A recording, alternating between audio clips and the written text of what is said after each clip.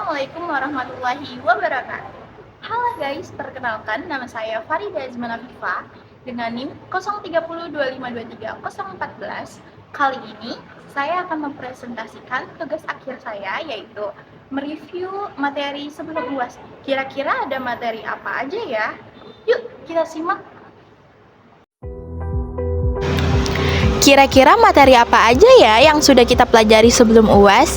Yuk kita simak pembahasannya yuk! Nah, yang pertama ada pasar modal, saham, obligasi, dan reksadana syariah. Yang kedua, sukuk. Yang ketiga ada akuntansi akad waat. Yang keempat ada akuntansi akad tabaru. Dan yang terakhir, cash wakafling sukuk atau CWLS.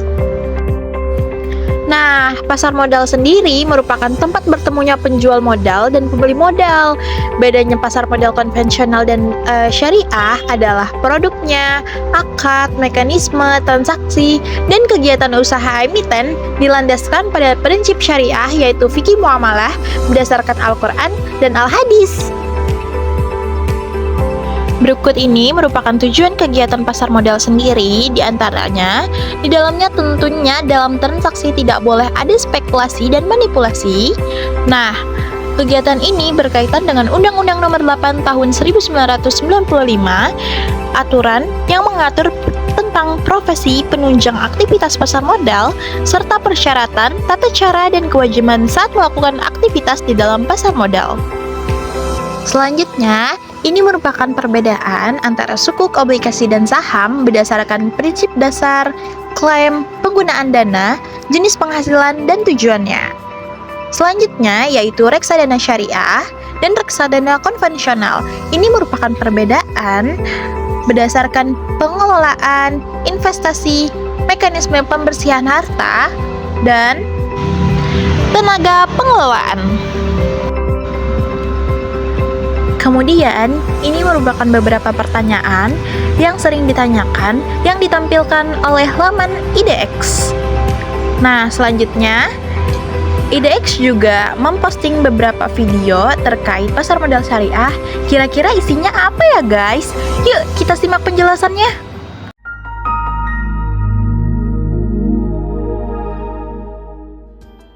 Halo sahabat IDX Islamic, tahu nggak sih selain memberikan keuntungan bagi investor, investasi di pasar modal syariah juga dapat memberikan manfaat bagi perekonomian. Jadi, bagaimana sih peran pasar modal syariah terhadap perekonomian? Misal, PT ABCD memiliki rencana untuk melakukan ekspansi bisnis dengan membangun pabrik baru. Harapannya dengan dibangunnya pabrik baru tersebut, profitabilitas PT ABCD dapat meningkat. Tetapi, untuk melakukan hal tersebut, PT ABCD membutuhkan dana lebih. Untuk mendanai rencana tersebut, PT ABCD dapat mendapatkan pendanaan melalui pasar modal syariah dengan menerbitkan saham atau sukuk untuk ditawarkan kepada investor. Dengan menerbitkan saham atau sukuk di pasar modal syariah, PT ABCD akan mendapatkan pendanaan dari investor yang dapat digunakan untuk membangun pabrik baru. Untuk membangun pabrik baru, PT ABCD membutuhkan kontraktor dan pekerja yang memegang proyek tersebut. Selanjutnya, setelah pabrik tersebut selesai dibangun, PT ABCD juga membutuhkan supplier bahan baku untuk produksi, dan juga pekerja untuk dapat bekerja di pabrik tersebut dengan merekrut masyarakat sekitar. Sehingga dibangunnya pabrik akan juga menyerap tenaga kerja. Selain itu, dengan membeli bahan baku dari supplier dan mempekerjakan masyarakat sekitar, tentu PT ABCD akan membeli bahan baku kepada supplier dan membayarkan upah kepada pekerja tersebut. Upaya tersebut kemudian secara rata-rata dapat meningkatkan daya beli masyarakat sekitar.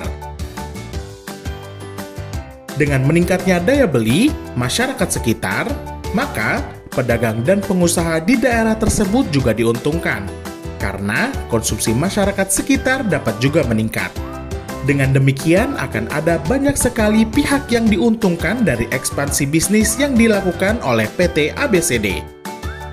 Sahabat IDX Islamic, itu adalah salah satu contoh jika satu perusahaan dapat melakukan ekspansi bisnisnya dengan mendapatkan pendanaan melalui pasar modal syariah. Lalu, bagaimana jika ada banyak perusahaan yang dapat melakukan ekspansi bisnisnya dengan mendapatkan pendanaan melalui pasar modal syariah? Tentu akan semakin banyak lagi pihak-pihak yang diuntungkan. Jadi, sahabat IDX Islamic, yuk mulai investasi di pasar modal syariah. Karena selain dapat menguntungkan untuk diri kita sendiri, berinvestasi di pasar modal syariah juga sekaligus berkontribusi dalam menggerakkan roda perekonomian. Materi yang kedua yaitu sukuk atau obligasi syariah. Sukuk ini merupakan surat berharga jangka panjang berdasarkan prinsip syariah yang dikeluarkan emiten kepada pemegang obligasi syariah yang mewajibkan emiten untuk membayar pendapatan kepada pemegang obligasi syariah berupa bagi hasil atau margin, serta membayar kembali dana obligasi pada saat jatuh tempo. Dalam PSAK 110 juga mengatur mengenai akuntansi sukuk dengan akad ijoroh, kemudian sukuk yang menggunakan akad mudorobah, sehingga imbalah bagi hasil sesuai dengan pembagian hasil dari proyek berdasarkan nisbah yang disepakati. Selanjutnya, ini merupakan contoh soal terkait akuntansi sukuk, serta pembahasan terkait akun-akun yang ada di dalamnya.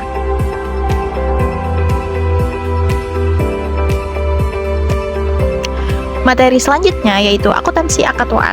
Nah, wa'ad ini sendiri merupakan pernyataan kehendak dari satu orang atau pihak lain yang melakukan sesuatu yang baik atau tidak melakukan sesuatu yang buruk kepada pihak lain di masa yang akan datang. Hal ini sesuai dengan fatwa DSN MUI tentang konsep janji dalam transaksi keuangan atau bisnis syariah di fatwa nomor 85 tahun 2012.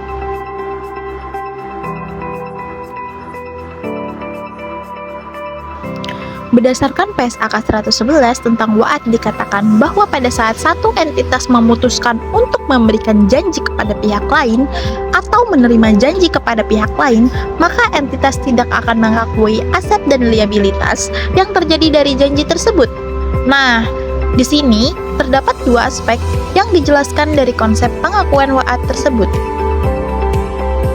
serta kinerja keuangan yang mana meliputi uraian akan kesepakatan tentang wa'ad termasuk juga jenis wa'ad dan tujuan serta kebijakan dan pengelolaan resiko berkaitan dengan akuntansi wa'ad, juga dampak potensial dari akuntansi wa'ad pada aset dan kewajiban di saat akhir periode. Pengakuan konsep transaksi wa'ad berkaitan dengan pengungkapan janji. Nah, terdapat dua pendapat berkaitan dengan dampak wa'ad pada pelaporan keuangan. Pendapat yang pertama menyatakan bahwa wa'ad telah memiliki dampak terhadap laporan keuangan di saat memberi atau menerima wa'ad dari pihak lain. Pendapat yang kedua menyatakan bahwa wa'ad berkaitan pemberian atau penerimaan. Kemudian, akuntansi akad tabaru. Akad tabaru ini merujuk pada perjanjian yang mengimplikasikan sumbangan yang dilakukan oleh pihak tertentu tanpa harapan imbalan atau balasan dalam bentuk materi. Pada dasar hukum yang kuat, ada tiga sumber utama dalam Islam yang menjadi landasan hukum untuk akad tabaru, yaitu Al-Quran, Al-Hadis, dan Ijma' ulama. Nah, tujuan utama dari akad tabaru adalah untuk menciptakan kerelaan berbagi dan saling membantu antara individu atau kelompok masyarakat. Prinsip ini sangat relevan dalam ekonomi syariah, di mana keadilan sosial dan kesejahteraan bersama menjadi fokus utama. Nah, contoh perbedaan akad tabaru dan akad ijoroh dalam asuransi. Dalam asuransi, akad tabaru melibatkan sumbangan peserta tanpa harapan imbalan, sedangkan akad ijaroh melibatkan pembayaran ujrah atau upah kepada pengelola atas jasanya dalam mengelola dana asuransi. Materi yang terakhir yaitu cash wakaf link sukuk. Ini merupakan investasi wakaf uang pada sukuk negara yang imbalannya disalurkan oleh nazir untuk membiayai program sosial dan pemberdayaan ekonomi umat. Nah guys, melalui CWLS Retail ini, pemerintah memberi fasilitas dan kemudahan bagi masyarakat individu dan intuisi untuk berwakaf uang dengan aman dan produktif, serta berpartisipasi langsung dalam mendukung akselerasi kekuatan ekonomi kerakyatan. Kemudian, kita juga bisa lihat beberapa keunggulan berinvestasi di CWLS Retail ini. Nah, kira-kira apa saja ya pendapat pemerintah mengenai CWLS ini? Yuk kita simak videonya.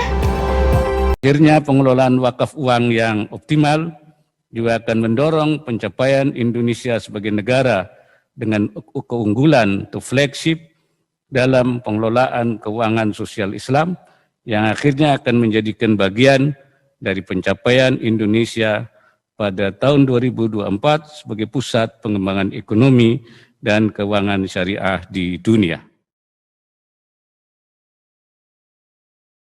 Sebuah instrumen baru yang diterbitkan oleh pemerintah atau Kementerian Keuangan, di mana imbal hasil dari kas wakaf link sukuk digunakan untuk membiayai berbagai program sosial. Saya Hairul Tanjung, Chairman CT Corp, ingin mengajak seluruh masyarakat Indonesia untuk berwakaf melalui kas wakaf link sukuk guna mendukung pengembangan program perbaikan kualitas kesehatan masyarakat dan peningkatan pendidikan di Indonesia. Kas wakaf link sukuk ini untuk memastikan agar wakaf uang itu ada kepastian tentang tingkat keamanannya, agar ada kepastian tentang tingkat dari makna nilai tambahnya itu. Apa itu Kas Wakaf Link Sukuk? Kas Wakaf Link Sukuk atau Sukuk Wakaf merupakan program wakaf uang berjangka hasil dari kolaborasi dan inovasi di bidang keuangan serta investasi sosial Islam di Indonesia. Sukuk wakaf dikembangkan untuk mendukung pasar keuangan syariah, menghimpun dana sosial Islam, dan mendorong ragam bisnis bank syariah, serta ragam instrumen SBSN. Melalui sukuk wakaf, pemerintah memfasilitasi para pewakaf uang agar dapat menempatkan wakaf uangnya pada instrumen investasi yang aman dan produktif. Wakaf uang yang terkumpul, dikelola, dan ditempatkan oleh nazir pada instrumen sukuk negara yang diterbitkan oleh Kementerian Keuangan. Kemudian, imbal hasil sukuk akan digunakan untuk kegiatan dan pembangunan proyek sosial produktif yang akan menjadi aset wakaf. Tentunya dengan kelebihan yang aman, produktif, optimal, dan berkah.